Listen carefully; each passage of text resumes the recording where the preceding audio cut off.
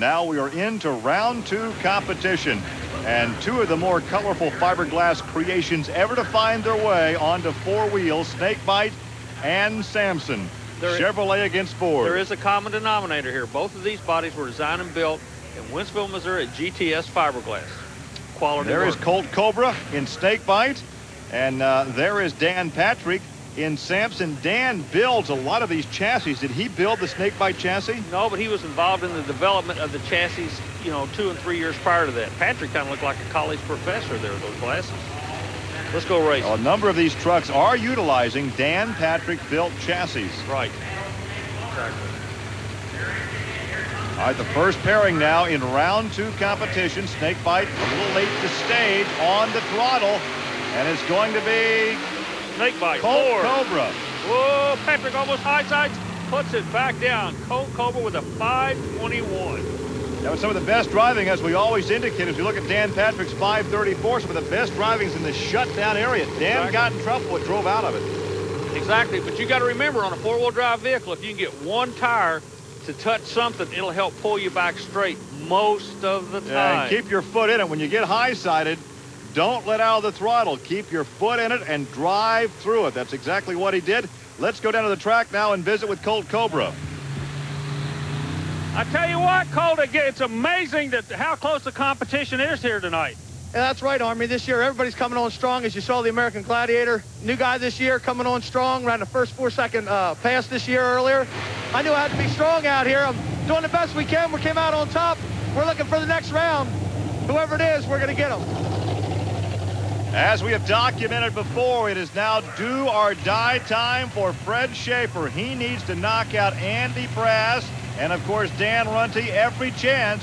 He's given a chance right now as he'll stage against the big blue Ford of Andy Brass. Bigfoot against the Bearfoot Dodge. 2 of the old war horses go against each other here, and it's kind of ironic because Andy Brass, your current national points leader, the rumor mill has him maybe leaving monster trucks and going over to NAS truck racing. We'll keep our eye on him. Fred SHAFER, he's already been in another sport. He comes from the sport of drag racing. SHAFER makes plenty of horsepower. The problem seems to be in the chassis design on that Dodge truck. Meanwhile, the Ford guys, they have got a lock on the chassis. Everything they seem to do is working on the blue side of the slate, on the red side of the slate. Everything they seem to do jumps back in their face and shoots them in the foot or something. Well, Fred SHAFER trying to gain some points in this season-long championship. It is still door handle to door handle, and who won it? Oh, that was too close to call visually. They're still Andy racing. Brass, a 5:38. Let's get the time on Fred SHAFER as Brass stops. Yes, Fred SHAFER does it. 5:35. That's exactly what he had to do, man. The pressure was on both of them. You talk about a good, clean race. Just kick back and watch it. The light goes green. They go to the other end. No man's land. They settle down, make horsepower, pull a trigger, and fly to the finish line. And it's a DODGE night. Watch again. Andy Brass has a very rough landing. This is a pulling track. There's a ledge right there, and he gets off that ledge. See, right there, and has difficulty hanging on. But Fred SHAFER has to be extremely happy. He's down there with Army Armstrong. Well, the big story has been Bearfoot coming out of hibernation. I believe you may have turned the corner, Fred. Army, after last weekend, we turned every bolt nut on this truck because we're going to do it one way or the other. So, could this be Fred SHAFER's night in the Bearfoot Dodge? As competition continues, another Ford, that's the Bigfoot Power Wheels. Yeah, SHAFER has knocked one Bigfoot out tonight, but he's still got this guy in front of him tonight and in a points chase. But what you're looking at right now is one of the guys I'm glad to see in this round of competition, finally given a chance to get some national exposure to the Hall Brother Racing Team. The national exposure goes to their sponsors. Well, Mark Hall, of course, will be in the Executioner as we take a look at Dan Runte out of St. Louis, Missouri in the Power Wheels Bigfoot. He is second right now in the point standings. Mark Hall out of Champaign, Illinois in the Executioner. And perhaps you noticed earlier the Spies Hecker on the front fender. That is a German auto finish. It's a German paint product that we're seeing show up more and more as a sponsor in American motorsports. Yeah, we're glad to see them working with the Hall brothers and helping them out. But right now, believe me, this Chevrolet team out of Champaign, Illinois has got their hands full of that big blue oval bunch Ford over there. They lead the line together. Bigfoot's out on him. Bigfoot there all was the way. never a doubt, never in question there. Dan Runte. There's Executioner's 5.54, but Runte ran a 5.11. Boy, 5.11 is a number, believe me. We're going to be seeing more of that Executioner truck. They're working their way into the program. They qualified for every race all year, Gary. So Runte finds himself in the semis. Another good look at Runte and the Power Wheels Bigfoot. We're coming back. Stay with us.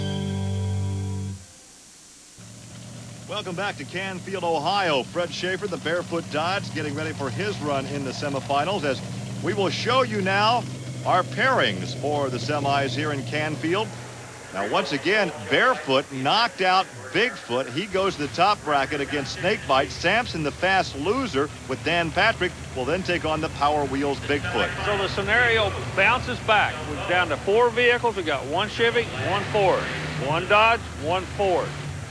You know, we've been here before.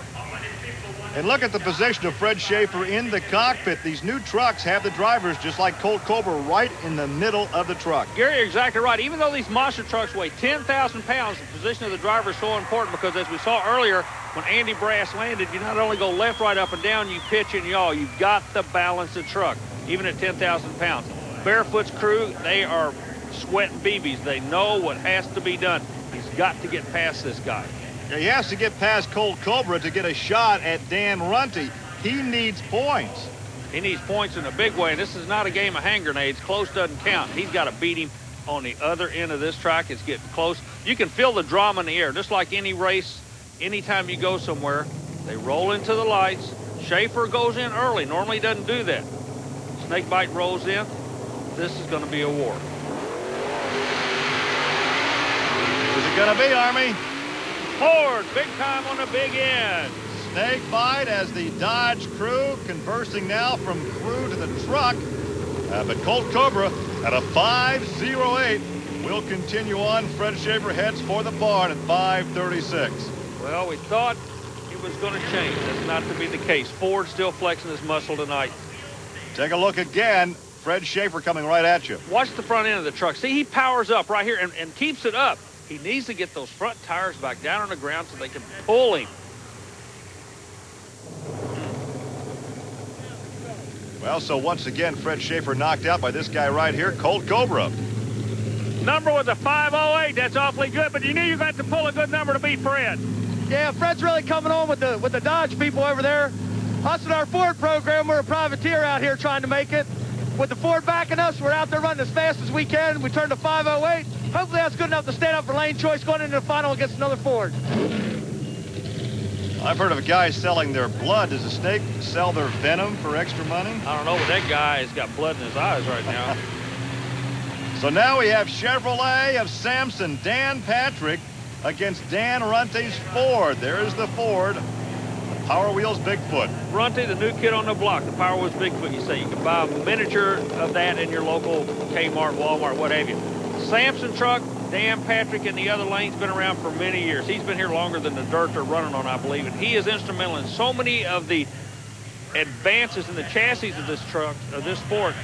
Finally, he gets to race one of his own designs. I'll bet you Dan wins. Oh, right. I just figured that out. Okay, what brand is going to win? Ford. I say it's... Okay. Got you on that one. Well, one's a Chevrolet, one's a Ford. You got to be pulling for that one. All right, I'll take Dan Runte in the Ford. Okay. All right. I'll take the rest of the field. All right, they're staged because the winner here goes to the championship against Colt COBRA.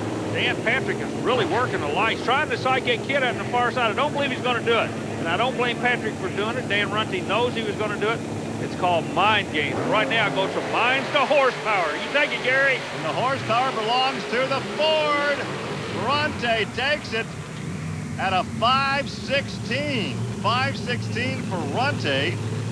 And that is slower than Colt COBRA's time in his semifinal run. And there is Dan Patrick's 5.65. Okay, let's get back to our wager now. Patrick finished second in that race, and your guy was next to last, even though 2 Fords are going into the finals.